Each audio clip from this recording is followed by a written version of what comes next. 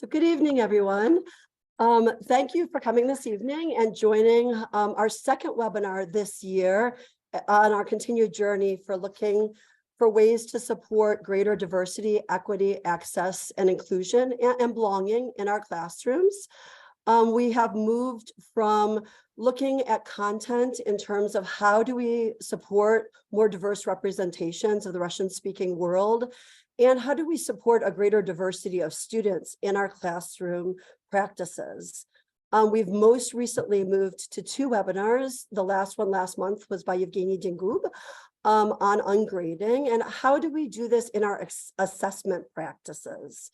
As we know, assessment is really a cornerstone. We've got content and assessment in terms of how to support learners. Today, we're going to learn more about feedback. And we welcome a second language acquisition specialist. One of the things we know, there are things written out there in general education, a good number of things at this point on assessment and how we support diverse learners and inclusion and equity. And what's really important is how we do that in second language acquisition, because we know a cornerstone of that is making sure that our students can progress along in creating greater language proficiency. Without doing that, they won't feel a sense of empowerment in advancing through the different stages and want to continue to high levels of our language. And so I'm very excited to present today Dr. Alessia Kisselev, who will present to us on feedback and on really actionable feedback, and informative feedback, and so that students can make a reasonable improvement in their language proficiency and feel the sense of empowerment. Dr. Kisselev is an assistant professor in the Department of Bicultural and Bilingual Studies at the College of Education and Human Development at the University of Texas, San Antonio. Her research expertise lies in areas of second language and heritage language acquisition and language pedagogy and teacher development. She's published and presented widely on these topics. Dr. Kisselev has trained dozens of teachers of Russian as a foreign and heritage language program through the funded StarTalk grants, and she continues to contribute to the field of teaching Russian. Her most recent work includes co-authorship of the textbook Rodnaya Rечь, an introductory course for heritage learners of Russian, and a learning platform for digital Russian, Russian for heritage learners. As we listen to her webinar, there'll be a few times where she interacts with the audience and asks you questions. I encourage you, if something is unclear, to put clarifying questions in the chat. If you would like clarification that takes about a minute or so in response to what she is saying right now, she'll present for about an hour. And then for the last half an hour, we will open to more reflective questions, questions that elaborate the work.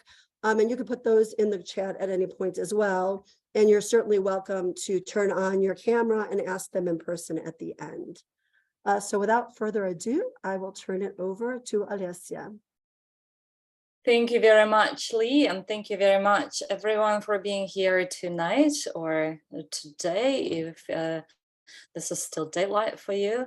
I really appreciate this opportunity to talk to you all today and share some of the knowledge that I have obtained through reading the research literature and talking to some of you and many other teachers of languages. And it is so very important for me to be here today because a lot of the research that is available up to date is done on languages that are not Russian, right? And most of the research that we have available is done on languages like English, the most commonly taught foreign language, second language in the world. So some of the ideas perhaps are or do need to be tested. And so your reflection and your experiences, you're sort of thinking about all of these matters will matter to me and to the greater community. So let me start sharing my screen. And as Lee said, please feel free to interrupt with questions or clarification requests if, if you feel like that question will really be appropriate at that matter at that point in time. I don't mind being interrupted at all. Right. Let's see if this works. Oops. So please let me know that you can see my screen, or my slides rather. We can see it. Wonderful. Thank you so much. All right, so we're talking about feedback today, assessment and feedback, with an emphasis and the focus on feedback practices rather than assessment in general. And I will explain this logic, the logic behind my focus on feedback and feedback practices rather than assessment in general in just a minute. So feedback is a sort of a big topic in second language acquisition field, or in the field of instructed second language acquisition and heritage language acquisition as well. But it's also sort of a big part of our life in general, right? So I'm sure you see that everywhere, this idea that everyone wants our opinion. We have all these incessant requests for feedback and input, and a lot of them are all around us in all kinds of manners. And even though sometimes it feels that some of these have become a formalized mean of non-listening, right? We really hope that in our classrooms, that expectation of feedback is something that is actually expected, needed, and very, very important. So feedback is an essential part of human-to-human communication, regardless of whether you're learning a language or you're talking to your colleagues, you're talking to your kids, in the political processes and any social processes. Feedback is an essential part of how we communicate as communities, as societies. It's a glue that binds us together in very small interactional episodes, in these very grand interactional episodes, and really truly holds communities together. As humans, we're socialized into linguistic and cultural or social processes by being given feedback. And oftentimes, and that feedback plays an essential role in the process of socialization. Oftentimes we're not aware, as children especially, we're not aware of the amount of feedback that is given to us. But as we grow, some of that feedback becomes more explicit. Some of that feedback may become a little oppressive, but you know, you probably understand now what I'm getting at. Like, we're in a continuous cycle of being provided with some feedback. The only reason why I am providing this Russian expression or Russian translation of feedback is perhaps because I feel like, you know, sometimes when we're using the word in one and the same language, we forget to really very closely at what it is, where it's coming from. And обратная связь sort of allows me to sometimes remember that the English word feedback is feedback, right? It's some sort of an input back into onto what happened, right, on that sort of point of departure in some sort of interaction. As I mentioned, that most often in our regular life, that feedback is not formalized, but of course in the classroom, feedback is most often formalized in some manner. It is definitely foundational for learning and achievement in general, and it has been understood as such, as an important factor in second language development, for sure. So here's a quick question for you, just to sort of warm you all up. What is, in your opinion, the most frequent type of formalized feedback in a school setting? Oh, I don't know if I can still see. You can probably just speak or type in the chat. Yes, I can see the chat. Olga Klimova has read on some literature on feedback, certainly. So, but we have some ideas: grades and paper tests. So who would vote for grades as being the most frequent type of formalized feedback?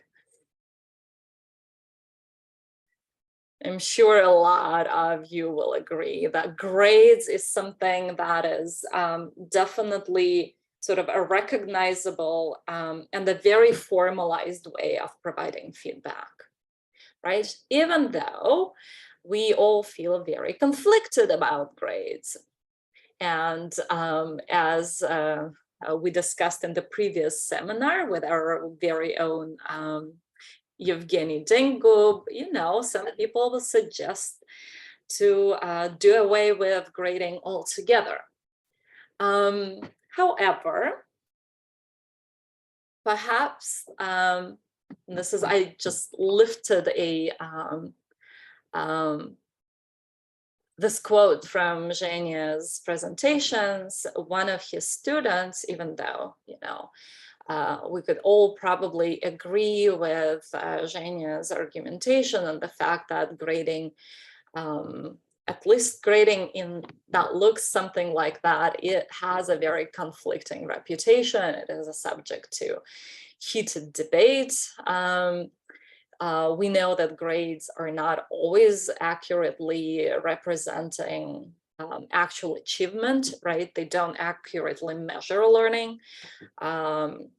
Sometimes grades, especially delivered in this kind of aggressive red color way, can demotivate students, induce anxieties and things like that. We know that people often want grades, as this quote suggests.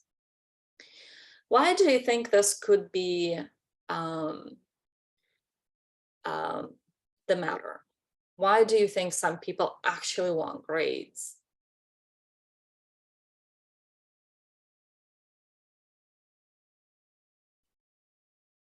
Any ideas?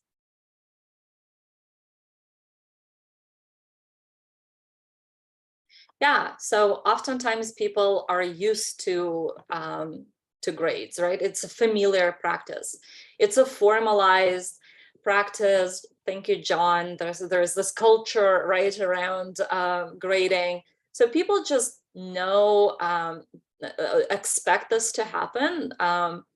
But it also does give many learners some understanding of where they are and whether they're doing well or not so well. And yes, some current adds that there is a practical reason, you know, it's sort of a fast and dirty way of providing some sort of an assessment. So in some ways, grades can work as feedback, but that feedback is immediately, or that type of feedback is immediately tied into the concept of assessment rather than feedback for the sake of improvement and learning. And this is where I want to start separating the two notions, the concept of assessment and the concept of feedback. Of course, they're very much tied together. They're not separate. And oftentimes, you know, if you pick up a book on assessment, feedback is going to be there, or you're looking to learn something new about feedback, there will be talk about assessment. They are intrinsically intertwined, but at the same time, I wanted to sort of separate, for practical reasons, specifically the notions of assessment and feedback. And while assessment as a construct in academic discussion is a topic of much scholarly debates, and we have whole academic journals devoted to the subject matter, at the practical level, you know, all of us have to deal with assessment, right? At a language department, every language department, every curriculum team. at one point or another had to scratch their head and say, oh, how do we do assessments, right? Assessment can also sort of be or this topic of assessment is oftentimes a point of much confusion and anxiety.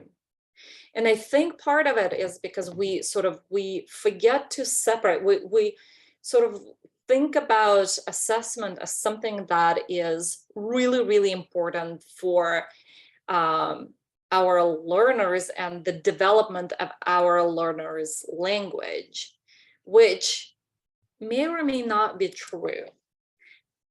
So assessments, especially done through these typical practices such as an achievement test, a performance test, proficiency test, or grading, even if your grading is a type of a non-grading, right? If you are using some sort of a very well-developed, detailed rubric, are types of assessment, right? And by the way, are you familiar with most of these practices or the types of assessment tests? Do we need to maybe be reminded of what they are?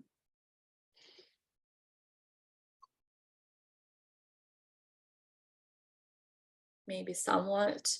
But even if we look at the very names of these practices, right, an achievement test is probably something that looks at what the learners have achieved, right? And, you know, achievement tests, lo and behold, usually test what learners have learned in usually a particular unit where you taught a number of structures and hopefully linguistic functions, and you're looking to assess what your learners have learned.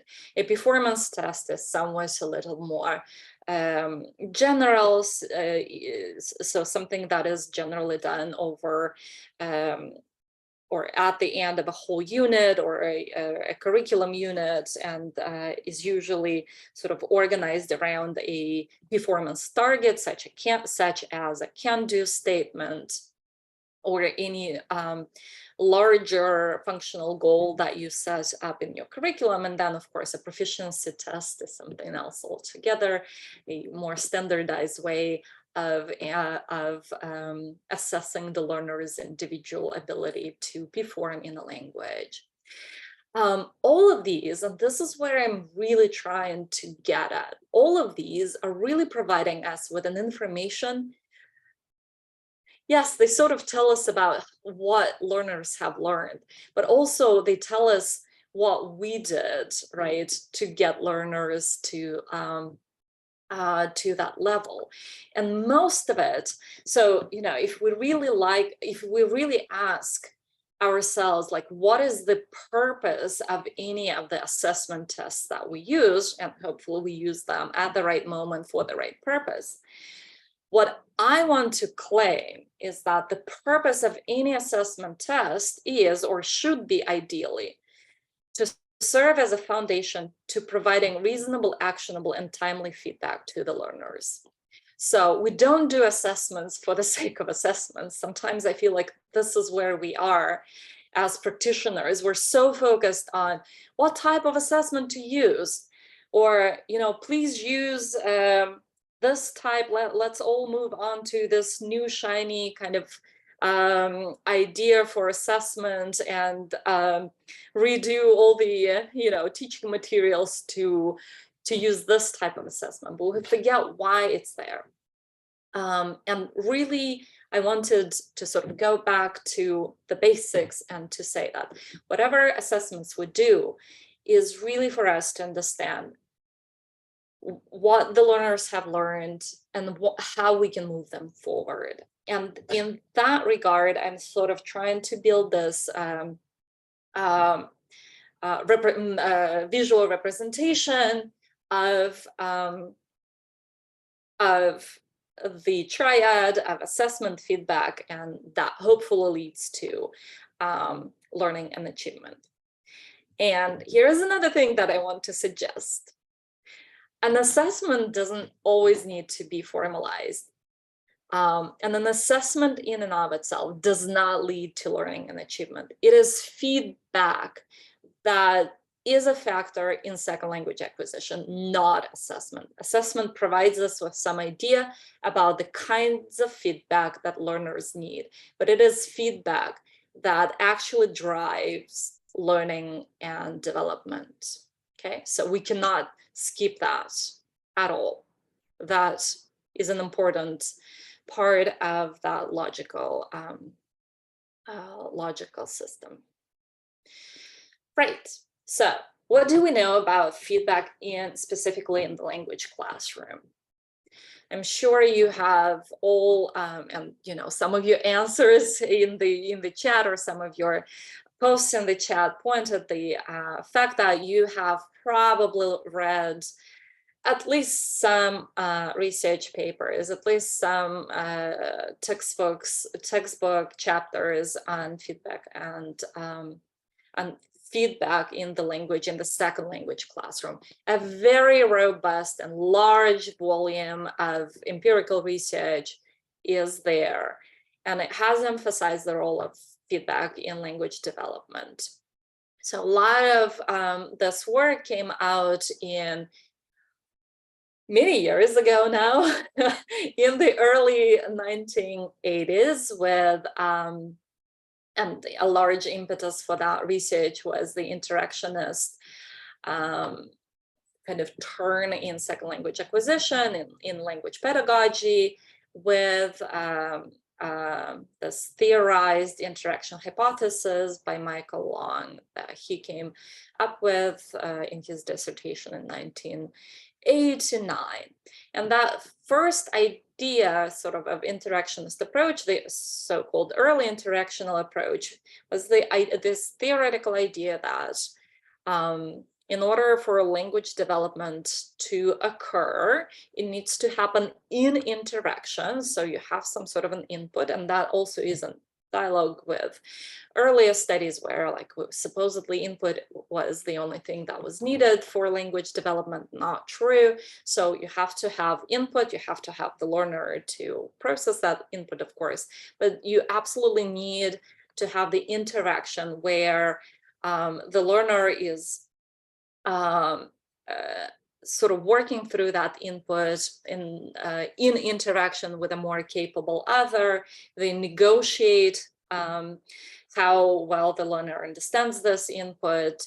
There is this negotiation of meaning is happening. So at this moment, the learner may be provided with some feedback, and that feedback becomes new input, and then sort of the cycle continues. And this is, the idea that during interaction, specifically, learners will encounter input modifications, and based on most often perceived difficulties in the learner's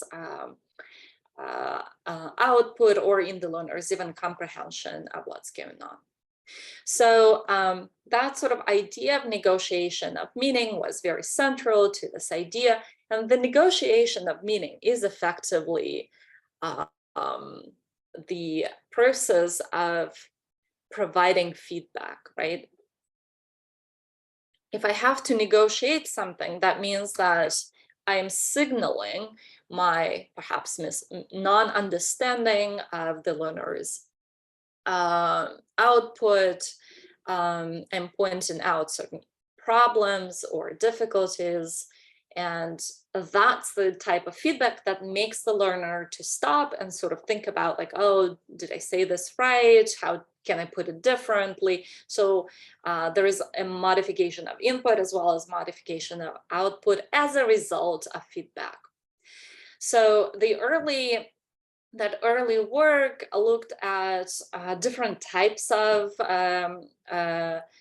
specific linguistic ways of negotiating meaning and modifying input. People talked about repetitions, rephrasing, clarification, confirmation.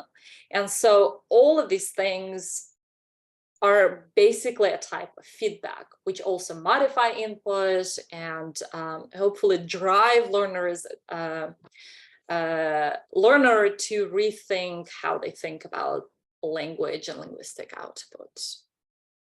Right. So as the years moved on and we learned more and more about the psycholinguistics of language learning and language processing, a modified version of interactionist hypothesis sort of began to become more and more complicated to account for a lot of new information that came in even the past 20 or 30 years. So there is a lot more emphasis on corrective feedback, not just on the type of negotiations that in the early versions of the interactionist hypothesis mostly focused on kind of talking about content and just friendly chats, but there is a lot more attention to corrective feedback. There is a lot more attention to what the learner actually does with the feedback that they receive. So there is an account for the fact that cognitively speaking, a lot of things are happening, right? So attention is a huge, it just blew up as a huge and important topic and all of that. Like, does the learner pay attention to what's happening, right? Do they actually notice the issue? Can they cognitively account for the differences in what's expected of them and how and what they just said, and all kinds of metacognitive skills that are of course there, such as linguistic awareness or even knowledge of linguistic rules, etc., and an ability to keep in focus different types of knowledges about language and different types of strategies of continuing conversation when it's, or interaction when it's not flowing as naturally as perhaps we all want. Right, so that sort of beautiful cycle is becoming more and more complicated with a lot of sort of additional information here. Like I said, attention and processing was added, and in the research studies, people started paying a lot more attention to the uptake, to a formal or a more formalized way of looking at whether the learners show that development in interaction, right? Was there an uptake? Did they somehow signal that they understood the purpose of feedback and modified their output based on the feedback and not just randomly, right? And sometimes they don't modify the output, but nonetheless show that the fact that uptake, some sort of an understanding of what was going on, happened. Lots of early interactionist studies began, or even with this kind of modified understanding of the complexity of negotiation, started as early as late 1980s, and in the 90s there was a lot of just a sort of an explosion of research into feedback. Work of Alison Mackey, for example, showed that groups that received different types of interactional feedback did a lot better than groups that did not receive interactional feedback. And then people have been doing so much research on that really by early 2000s, people have begun to do meta studies. So basically looking at tens and dozens of different studies that were sort of somewhat similar in nature, in order to really expand the number of subjects that they look at, and so to increase the statistical power of these studies and to really get at this question: does feedback matter, right? And overall, most of the studies, or absolute majority of the studies, agreed on the conclusion that feedback is essential for language learning. And here, perhaps it's important to also understand the two types of feedback that people look at. And the majority of studies, of course, look at corrective feedback because it's so much more explicit, not in the sense that it is an explicit corrective feedback, but it's easier to look at corrective feedback because positive or affirmative feedback is often just silent, right? So if everything is well, especially if we're talking about writing, right? Only rarely we would say something like, oh, this was correct, this was good, right? So most of the time that affirmation that everything is good and acceptance of learners' linguistic output is just a sort of a silent acceptance. In oral mode, in the modality when we're speaking, producing oral output and feedback, typical interactional features may include back channeling, so that we're saying that. So there is a little more of the affirmation. And of course, we also, we all know all these pedagogical back channeling strategies like хорошо, понятно. So all of these also sort of serve as positive feedback to the learners. And then, of course, the corrective feedback that highlights the differences between what the learners do and the target speech as we understand it. Both are important on these sort of theoretical grounds. The idea is that learners work through their own internal systems of understanding how language works. We call it interlanguage. So the positive feedback sort of allows the learner to put a check mark, say, okay, my understanding is correct. My hypothesis about, let's say, a particular feature or how a particular feature works is correct. I will use it again. So all is good, right? It sort of affirms our ideas about language. And equally important is to say something and identify a problematic area. So we're not afraid of errors. We love errors. Errors are a sign of development. So students also need to understand that they will be making errors and they are to be celebrated. And even when we draw attention of the learner to the fact that they are making errors, that is all done so that they keep working out their hypothesis about how language works. So really that corrective feedback allows learners to notice something in their own language. It focuses their attention on the feature, and as I mentioned, attention and this awareness of their own abilities and skills is an essential feature now in and the point of much research, but also a lot of sort of interesting practical stuff is happening around awareness and noticing. And this is what allows learners to say, oh, okay, so perhaps my initial hypothesis about how language works doesn't work, and let me rethink my sort of approach. So because this is what scientists do, when we started looking at feedback in the classroom, the first thing that we did, we started a taxonomy of corrective feedback strategies, right?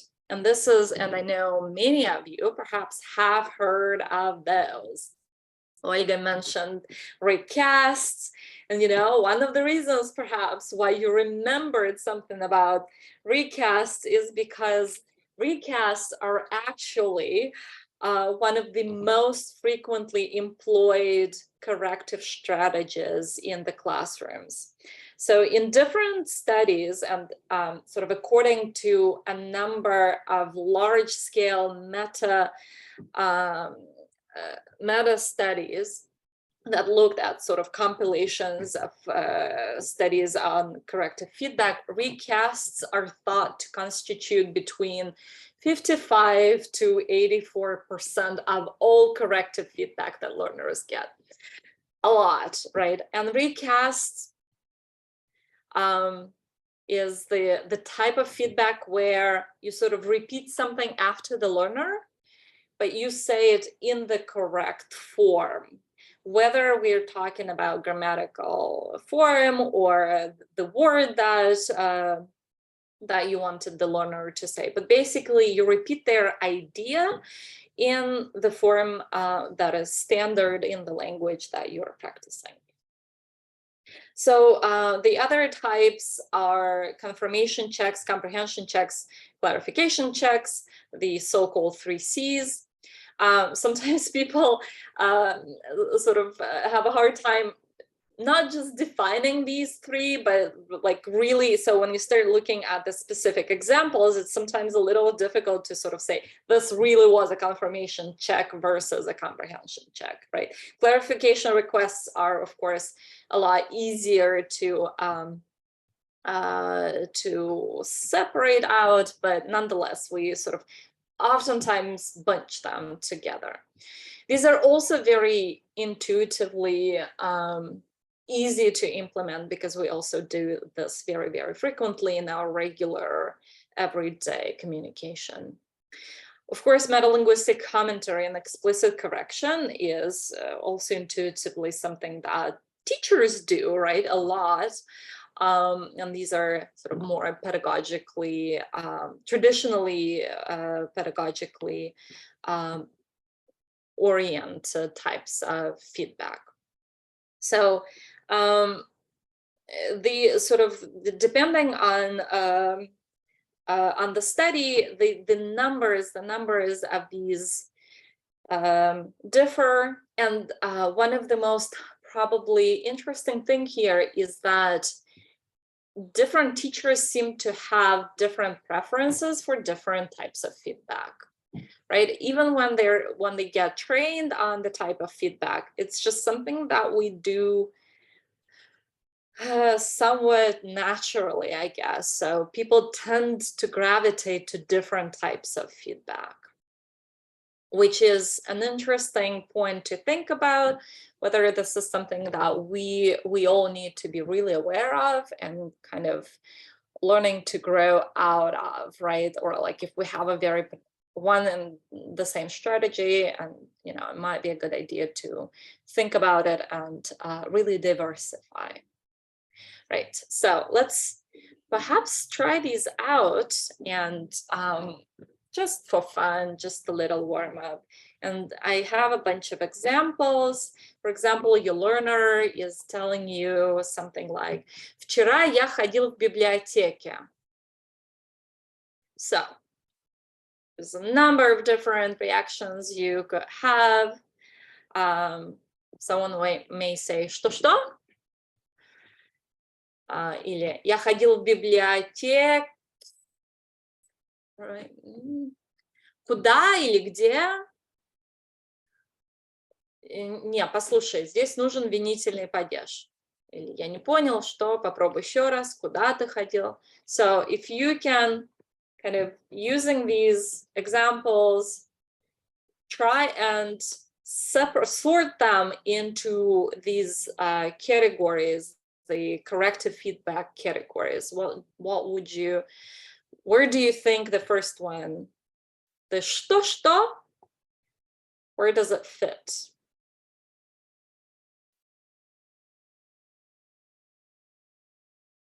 Is it an elicitation, a recast? Oh, it's probably not a recast, right? Remember, a recast is just something that is a повторение мысли. All right, so we can say, okay, что-что is a sort of clarification request. All right. One can say it's also a comprehension check, right?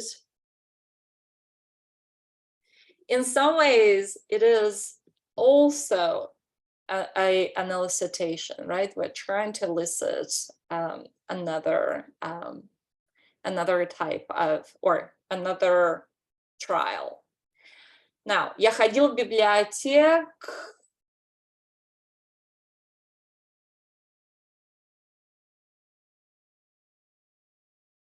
Okay. Elicitation. It's definitely not a recast. A recast would literally be saying something like я ходил в библиотеку. Right, so this is more of an elicitation, but also notice, do we have another elicitation, do you think? What about this one? Попробуй еще раз. This is also an elicitation, right? So the difference between the two, and this is where it gets really, really interesting, right? So like, how important is this taxonomy? Because the first one, я ходил в библиотеку, and that is far more targeting, right? So it really brings the attention of the learner to that very specific point in their production, yeah? Versus попробуй еще раз, did I mess up on я or ходил or в, right? So plenty of things to think about. All right. So do we have a meta-linguistic commentary here? We certainly do. Нужен винительный, right? However, like куда или где is also a type of meta-linguistic commentary, right? It's a sort of a different level of explicitness. Okay, so what I'm getting at here is that, yes, the taxonomy is actually quite interesting because it does give us some sense of the diversity and just how many different things are happening in terms of feedback. It's probably really important to try and sort these into different types of categories, because people will start saying things like, you know, don't invoke grammar, right? Let's not talk about grammar. So meta-linguistic commentary is not useful. Be very implicit, more like a natural conversation. So if this is a more natural conversation, focus on more on confirmation checks, comprehension, clarification requests, right? That sort of a thing. That is more like a natural conversation where we tend to ask about, you know, either I didn't hear something or please clarify, I'm not sure what you mean, that sort of a thing, right? So depending on your pedagogical philosophy, you can say, oh, this type of feedback is to be avoided, this type of feedback is probably good. But then, of course, the question is, and perhaps even before we ask this question of what type of feedback is important, I just wanted to say that there has been, like I said, plenty, and these are just examples of meta-analysis now that have looked at plenty of different studies that did say, yes, feedback is actually important, and in very different setups and various conditions, when you have a group that received some type of feedback and a group that didn't receive interactional feedback, the group that received feedback will outperform the group that didn't. Okay, so then, of course, the question becomes, which type is more effective in language acquisition or in language development? So do you have a sense of which ones could be more effective? And I just said that recasts are the most prominent, most frequent.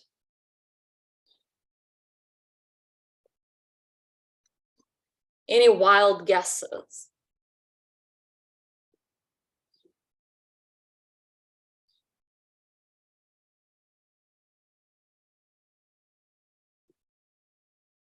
Okay, so Olga says, ooh, and now so I'm guessing that Polina's and Kurt's elicitation is the from the previous activity. So elicitation, metalinguistic commentary. All right, so Betsy is saying, oh, this might be dependent on the type of the learner. So are you talking about like individual differences and individual preferences? Cognitive strengths, okay. So let's see what research says. Again, we're looking at, yeah, okay. Ooh, heritage, non-heritage. Interesting. So again, I'm going back to research. Oh, and by the way, I have to say that this is an incredibly productive area of research. There is a lot that has been done in the area. Partially because in some ways it's not a very difficult, like methodologically speaking, not a very difficult area to research. And it's a fantastic project for someone who is doing a lot of like classroom-based research. It's easy to implement. I encourage everyone to try this out, even for like a fun pilot study you do in the classroom. And lots and lots of, like I said, lots and lots of papers are coming out. So a whole bunch of, and this is where I'm mostly looking at meta-analysis right now, because like so many things to look at. So lots and lots of meta-analysis. They all compare relative effectiveness of different types of feedback. Again, the conclusion is some feedback is better than no feedback, but no definitive conclusions on which feedback is best. There are some indications of the fact that those most prominent recasts that we use so much tend not to be very effective. And most of the time, and this is what, so when people started saying that recasts don't seem to be getting us far, so when people started thinking about why, and they started asking learners or looking at kind of playbacks and ask people to do stimulated recalls, they realized that because recasts and some of the confirmation checks, etc., are so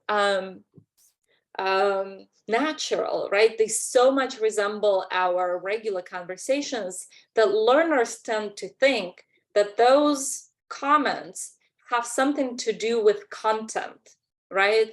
So they're saying, yesterday, вчера я ходил в библиотеку. And then you say библиотеку, and the learner thinks that they just, you were, you didn't hear them well, and they say библиотека, да, библиотека.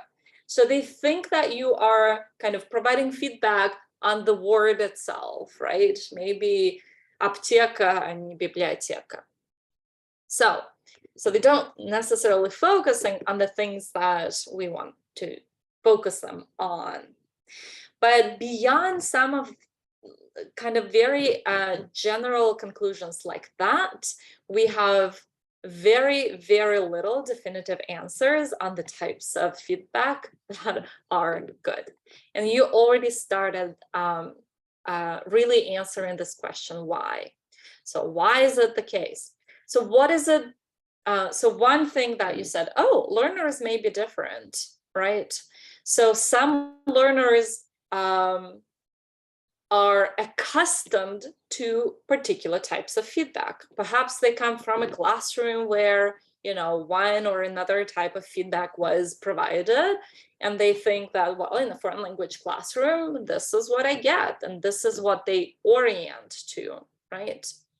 Some learners may be very, very anxious and don't like to be corrected. So any type of explicit correction may demotivate them, right? Now, we're also talking about heritage, non-heritage learners. Olga mentioned heritage, non-heritage learners. It's not that, there is, it's not cultural or anything like that. It's simply because learners who have acquired language in the home environment do not think of that language as an object of study, right? So they don't have an orientation to words and structures and what they say as a unit of analysis, something that they should stop and think about. Whereas instructed learners, all they know is to examine, right, the language that's in front of them and the language they produce. And so in that sense, they may orient more quickly to the type of feedback that kind of focuses them on form and structure. What about proficiency levels? Do you think levels of proficiency matter?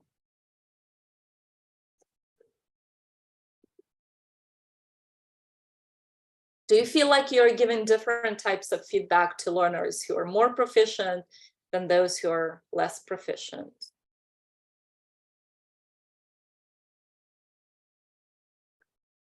Perhaps. I know it's sort of, now you have to sit down and like, what do I do, right? What kind of feedback do I give?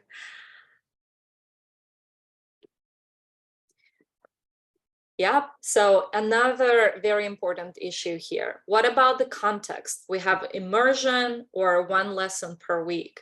So what are the goals? And this is, I think, where you get in Kurt, or was it, yes, Kurt who said that. So what's the sort of the purpose of, the goal of my language study as well, right? If I come to class once a week, the stated purposes of that class will be different from an immersion intensive program. Another really important category or consideration here is task. When am I correcting my students? When am I providing that feedback? Are we at the stage of practice? I just introduced a new construction or a new set of vocabulary, and we are practicing, right? We're just beginning to practice and automatize the skill. That feedback is going to be different from the type of feedback that happens in a communicative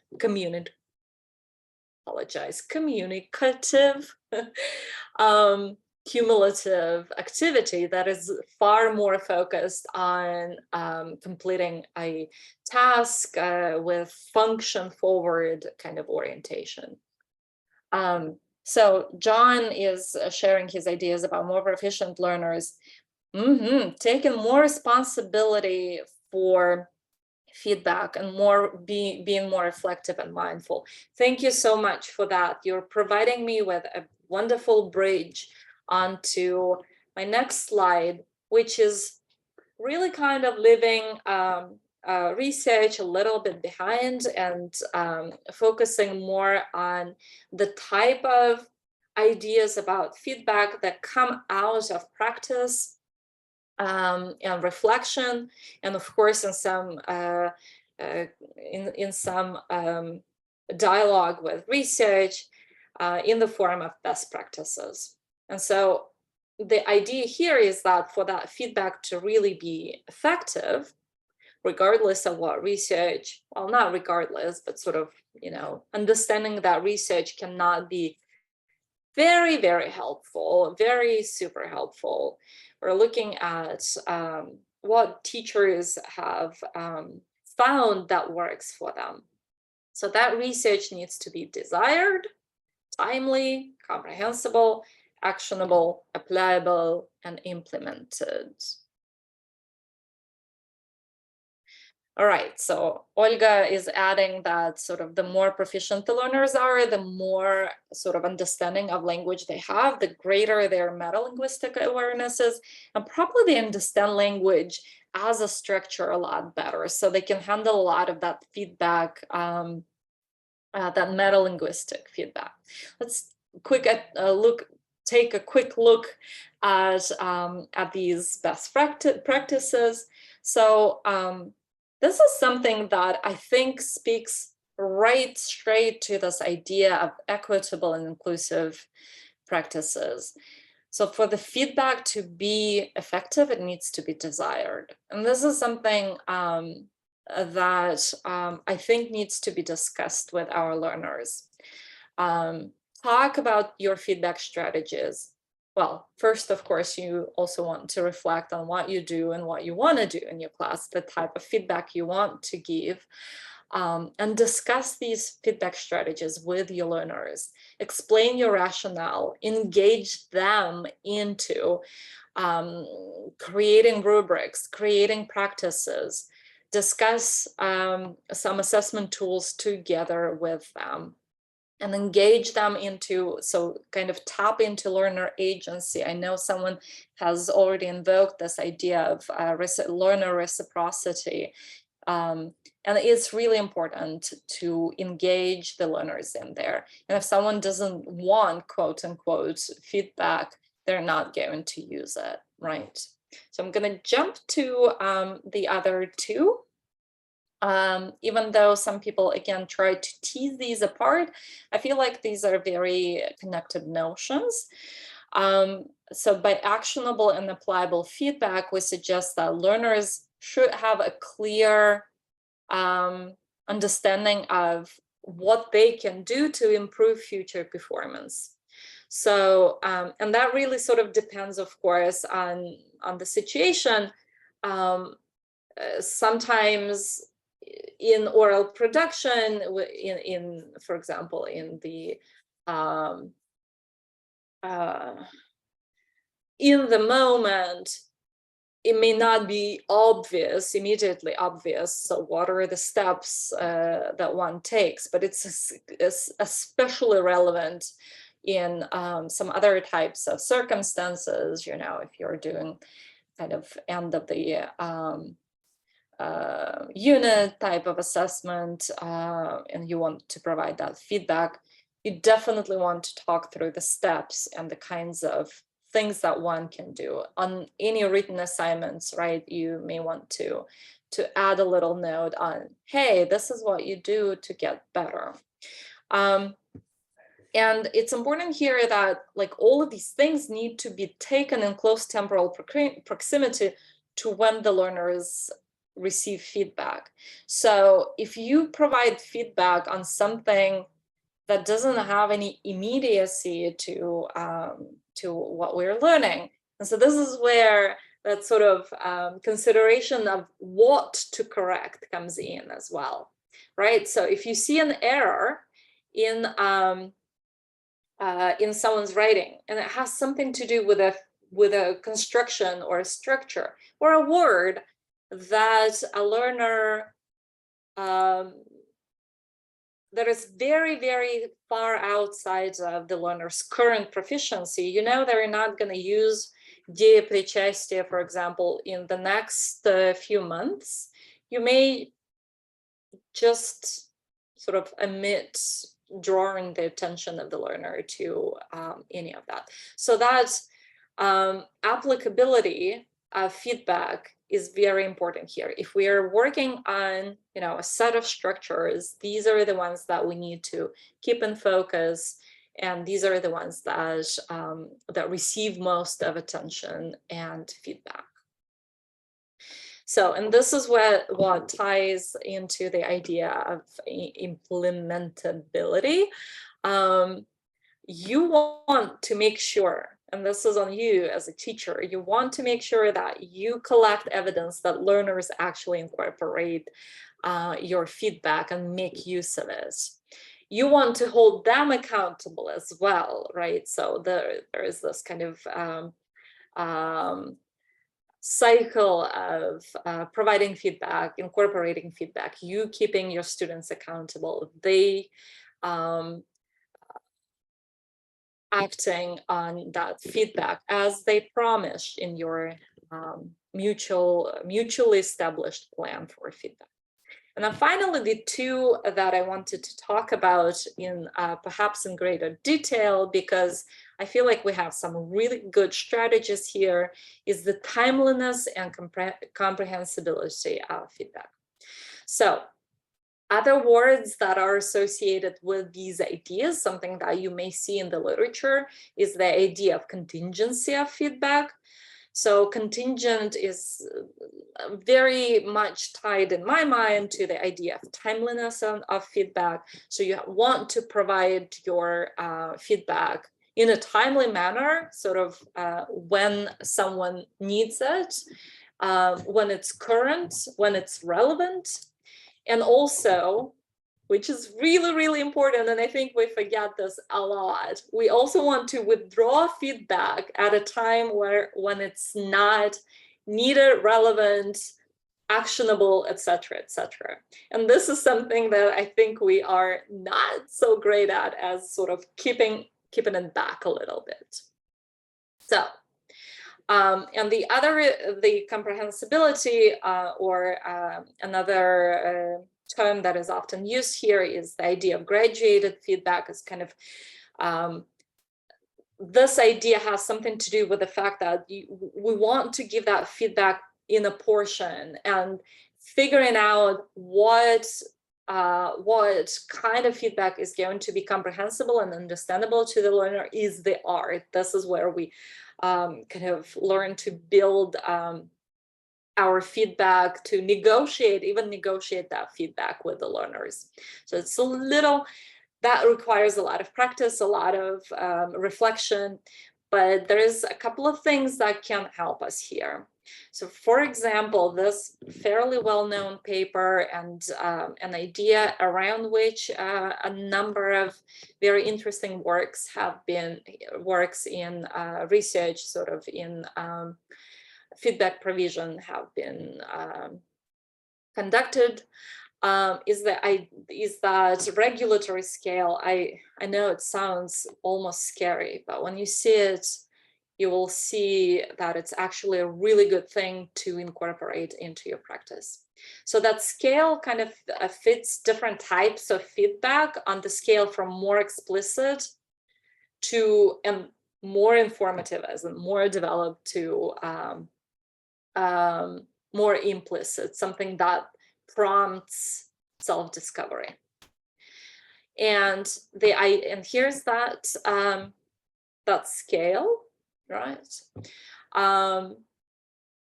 This is the scale directly from the article. So in that research, there was a tutor who was working with, and it was an individual setting, but it's equally applicable to whole class situation, written feedback, that sort of a thing, with modifications, of course.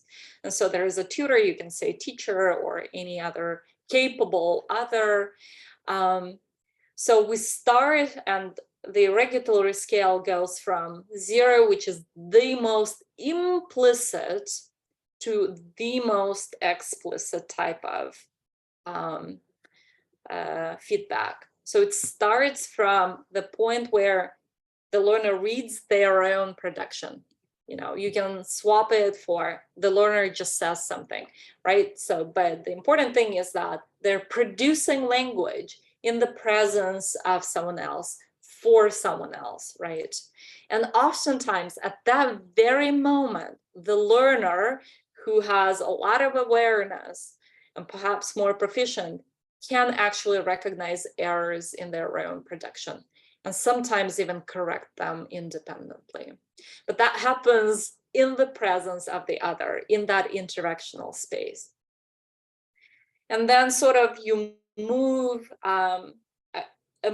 along, if you will, along this scale of explicitness, right? From where you can just say, hey, this sentence is not entirely correct, read this again, right? It's the sort of clarification request, confirmation, or comprehension check. Sometimes you engage in a recast while you locate, narrow down the location of the error. You can indicate the nature of the error. And here you can, engage in a lot of levels of the nature of the error, right? When we talked about this, куда or куда и где, какой падеж, винительный падеж. So there's levels of sort of explaining the nature of the error. So, and you move all the way to the most explicit where you can correct something. Right, perfect. So another way to flip it, if you want to look at it, and you will have all the slides if you want to use them in your own reflection on what you do in your feedback or in your feedback practices, right? You can take a look at the types of feedback we talked about on the scale from explicit to implicit. So these are all the things that I wanted to review with you, and now we'll move on to questions and comments.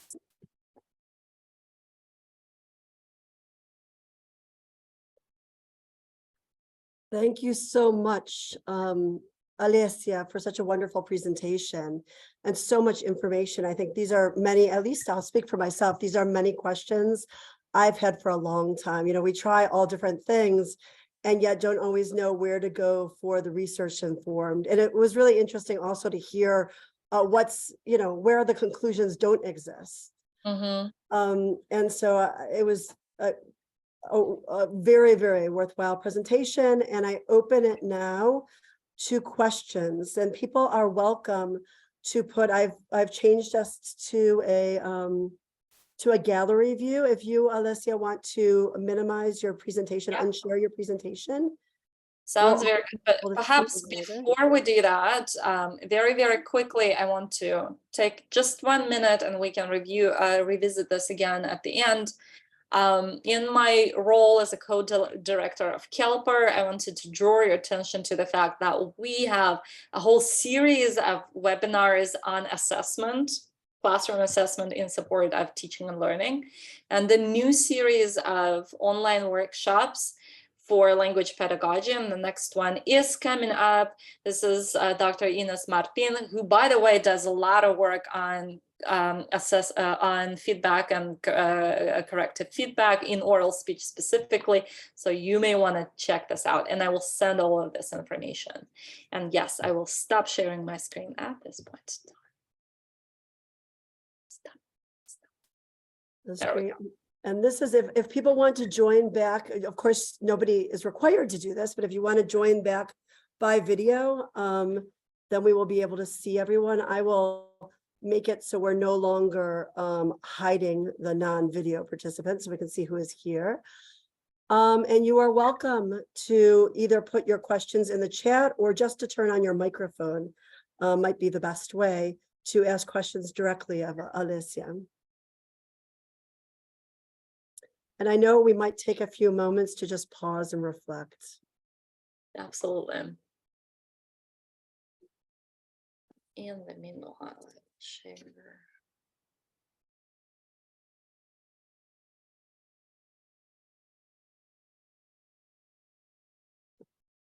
I guess while everyone is pausing and reflecting, I have a question for Alessia.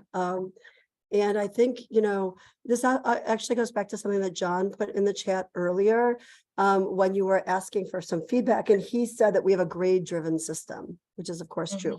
We and so, you know, one of the things that I think is a forever challenge that we all have is that, you know, we have a grade-driven system. We have to give grades at some point. Sometimes, as people pointed out, students want grades because they feel very stressed. To a certain degree, that's also confirmation that they understand how the instructor feels about them, whether that's true or not. They might feel that way. And, you know, as you pointed out, it's really the focus on feedback. And you said we have to teach them to celebrate errors. So true. Right. And how do you teach students to celebrate errors when the system is such that they know that they lose credit for errors? And so, yeah, I'm wondering if you have any specific suggestions for actual strategies that we can use, which helps them really embrace that idea of celebrating errors and not feel like that's going to somehow. It's one of the reasons why students love being abroad and not being tested, because they also understand this and they're not getting graded for their errors. Right. And I almost feel like, you know, we have people here who have stronger opinions on this. So feel free to add, anyone. Well, the very first thing that I want to say is that we all want to recognize that we can only do that much, right? In order to, like, we can't change the system. So sometimes we have to work within the system. So in my practice, I find that very, very important to have these conversations with the learners, conversations about, well, and I normally start with general conversations about how people learn languages, right? So I think we oftentimes underutilize their cognitive abilities, especially, perhaps we're not going to have these conversations with children. So this is one of the, I think, comments that we had when we were discussing, the type of feedback will depend on age, right? So I'm not going to do a lot of sort of meta-linguistic feedback with learners who are very young and who, really, like, we use a different type of pedagogy. But with high school students, and especially the college level students, we need to utilize their ability to think about their learning strategies more explicitly.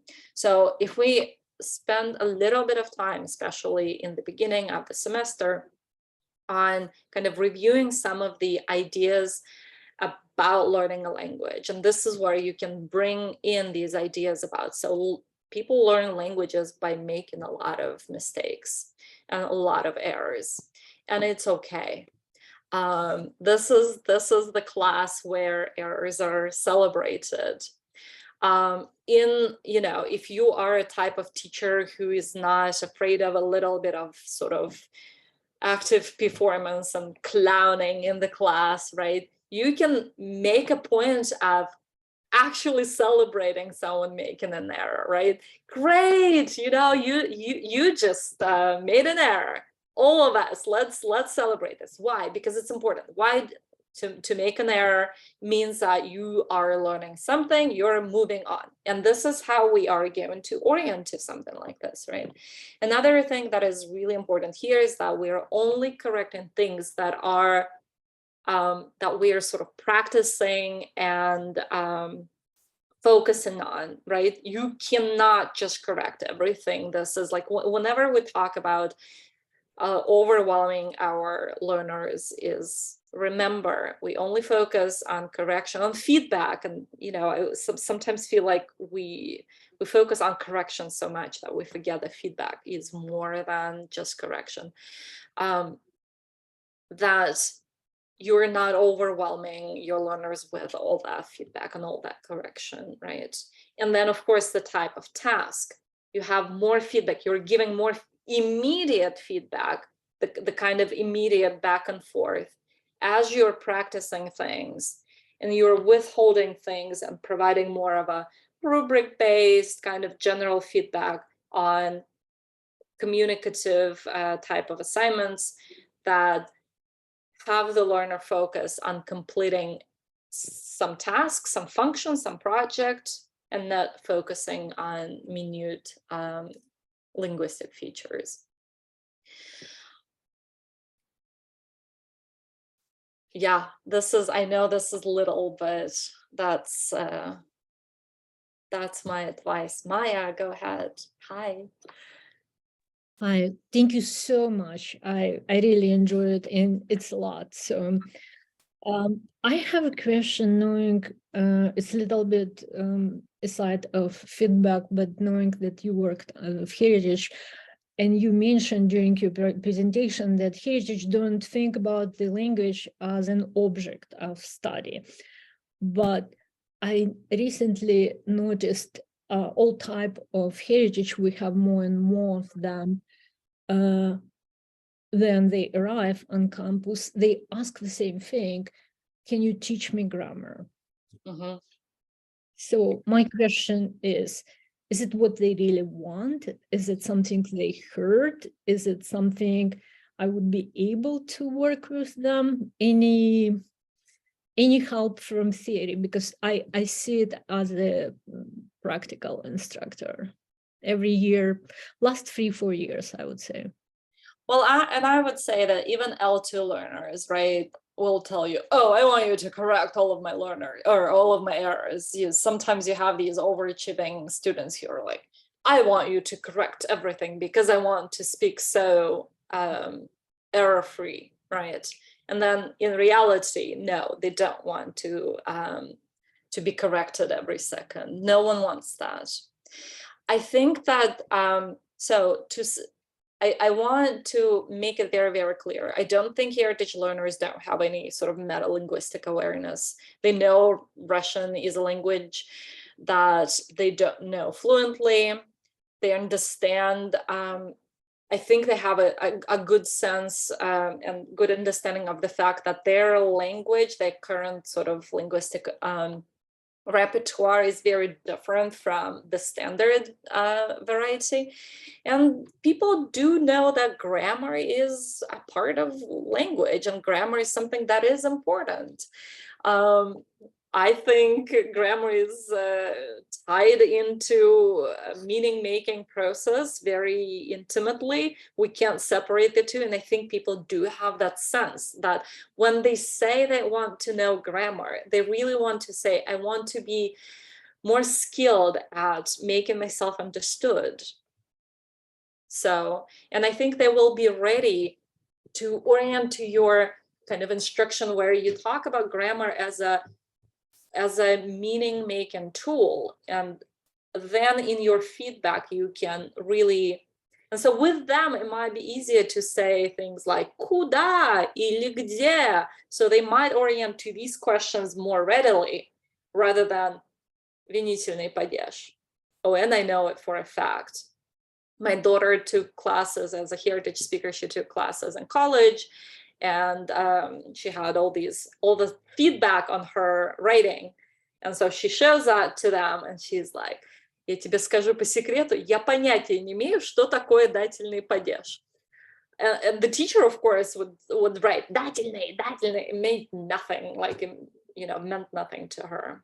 I mean, she knew that it's a thing, but I do think that if a teacher said, кому? Emma, кому? Задай вопрос. So it would make more sense to her, yeah. So yeah, so sort of remembering these things and like thinking, so how would they react to, like if I am about to give them meta-linguistic feedback, what kind of learner would orient to what kind of specific feedback more readily? This is, I think this is where we kind of make this distinction. So we have some questions in the chat as well. All right, Pauline is asking, can we provide an example when we need to withdraw our feedback? Well, first of all, if you feel like the learner is just not responding, right? So it might be a sort of a more psychological situation where you see a person kind of shutting down. That's one. The other thing that we talked about is this, it's very important to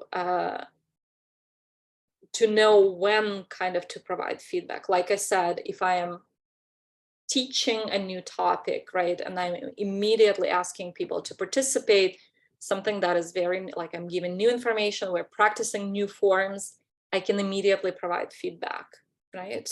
And that feedback is going to be very targeted, very specific.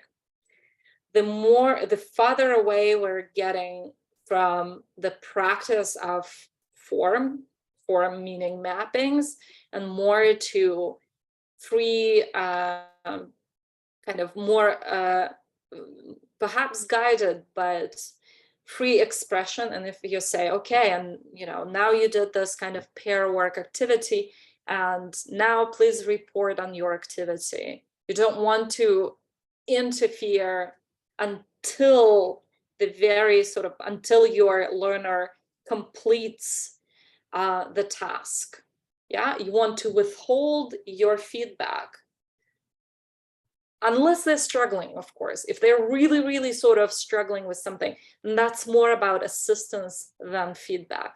And assistance is also a type of feedback, of course, but it's more about helping the learner complete the task rather than providing feedback. And then at the end of this sort of project, you can, or completed task, you can review and provide some feedback on some forms or whatever was in focus, whatever you think needs attention of the learner at that point in time. And then there are circumstances where, and this is so in the paper that I mentioned, Al Jeffrey and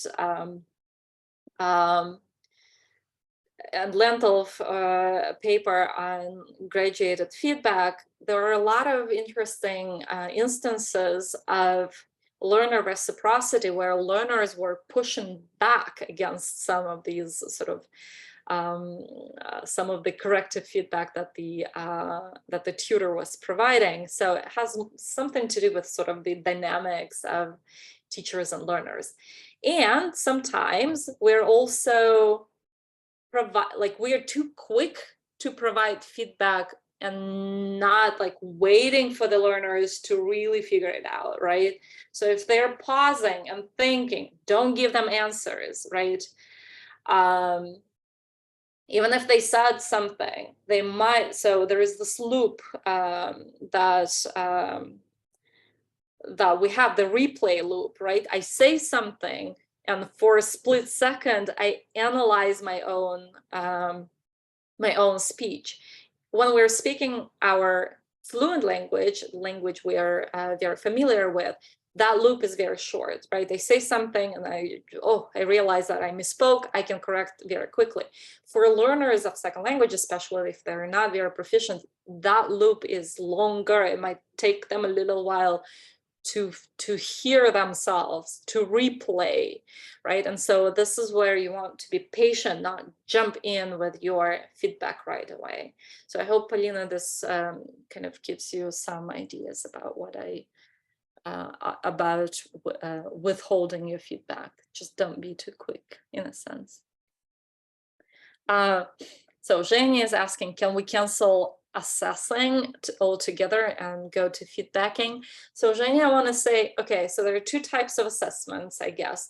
There are highly formalized, high stakes assessments, and assessment and ongoing assessment. For me to provide feedback, I always have to assess the situation, right? So we can't provide feedback without assessing what's going on, what is happening, what my learners know and should know, what I should tell them right now, accounting for all of that. So this is also a type of assessment.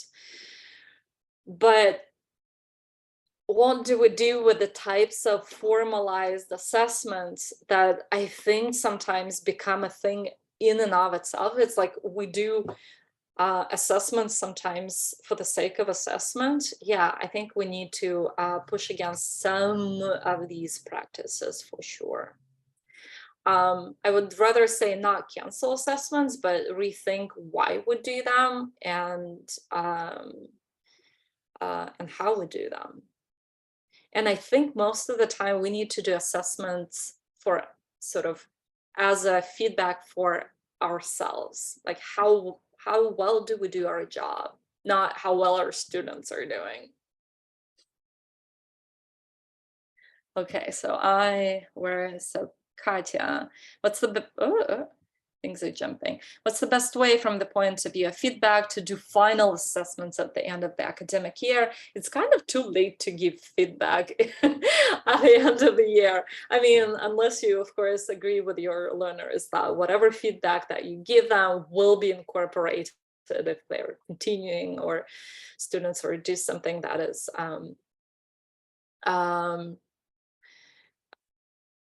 that will sort of feed into continuous performance. But the end of the year assessments really are not a great place to be giving a lot of feedback. In a sense, in the sort of the way we were talking about feedback as a tool for adjusting the learner's path to development and acquisition. So I hope that makes sense. Oh, and I think Katya disappeared. I don't know, maybe this answer wasn't what she wanted to hear. Right, no, I know people are probably leaving because to move on with their lives in the evenings. All right, so can we create a grading system where grades are tied to responding to feedback? Ooh, I like that, right? So this idea of actionable feedback, something that learners implement, right? So yeah, and that sort of ties into the idea that you have to have a contractual understanding with your students. This is the feedback that you're getting. This is why you're getting this sort of feedback. This is how you implement it, how you work on these things, and you're right. The way you incorporate that feedback is going to be. And I think it's a far better, like from the developmental point of view, from the point of view of second language acquisition, right? We need feedback to develop. We don't need assessment to develop.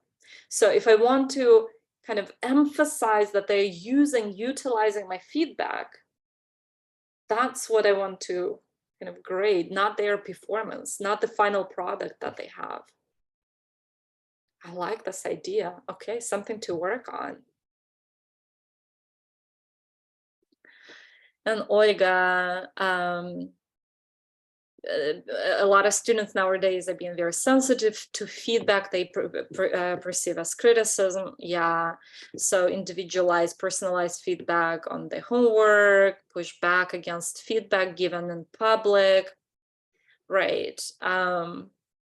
So I don't think that we shouldn't be providing quote unquote public feedback. I would rather people not speak in class and kind of withhold their production in class. Maybe I spoke too fast, but this is something that I would, need to think about. But it's my immediate reaction is almost like, if you are super sensitive, just hang around, like receive. So people, even those who are very quiet in class, are doing a lot of mental work in class normally, right? If they're paying attention. Because again, I think that feedback, that immediate interaction around what's happening in communication is super important. I think it would be really odd. I mean, in certain circumstances, I can just thank someone and say, oh yeah, thanks, good job. Yeah, I understand, even if I don't, right? So if I feel that they are really about to sort of crumble, but this is I think we should have a whole nother seminar on or webinar with people who work more in psychology and I know we had a whole topic on anxiety and test anxiety, but just anxiety and learning in general, and students, and how to sort of create safe but rigorous and challenging environments in classes. I'm not an expert on that. I would love a speaker on this topic for sure. Well, thank you so much, Alessia. That is a great segue into saying that this is not the end of our conversation. Alessia, you are certainly welcome back, although not at all required to join our Teachers Lounge. What we tend to do is we have a webinar where we have a specialist present ideas, and then the week later in the follow-up, we come together and discuss some questions surrounding that, and people bring their own ideas of how either they've tackled this idea, their own models, or what they're still struggling with, so that the group can kind of debrief and try to work through some ideas. And sometimes it leads to more questions than answers. I think there are always some answers, and you are certainly welcome to come back and join us for that conversation, but not at all required. So let's all wish Alessia, thank her very much for everything she's supplied with us today. Thank you so much. And thank you for being here. I know it's a sort of special day for a lot of people. So it was so wonderful to see you, Judy, Susan. Hi.